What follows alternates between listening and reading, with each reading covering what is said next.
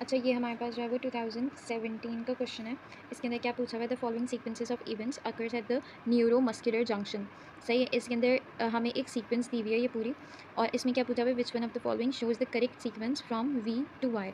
मतलब हमें इन ऑप्शंस में से ये बताना है कि कौन C sequence we to Y जो है वो इधर अप्लाई होगी और वो करेक्ट सीक्वेंस होगी। सही है। हम शुरू से स्टार्ट करते हैं। नर्व इम्पल्स, फिर रिलीज ऑफ वी क्या होगा।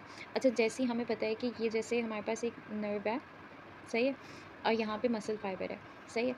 अब क्या होगा कि नर्व में क्या होता है, नर्व में नर्व इम्पल्स आती है, ठीक है। उसके बाद फिर क्या रिलीज़ हो रहा होता है यहाँ पे, जैसी नर्व इम्पल्स आती है तो एसिटाइल कोलिन रिलीज़ होता है। तो यहाँ पे क्या होगा, रिलीज़ ऑफ वी में एसिटाइल कोलिन रिलीज़ होगा, सही है। उसके बाद फिर एंड प्लेट पोटेंशियल की तरफ, मतलब ये एंड प्लेट की तरफ, टर्मिनल की तरफ पहुँच जाता है। उसके बाद फिर W produced in muscle fibre, मतलब यहाँ पे क्या प्रोड्यूस होगा, जैसे एसिटाइल कोलिन रिलीज़ होगा साइनेप्टिक क्लैफ में तो एक्शन पोटेंशियल प्रोड्यूस हो जाएगा,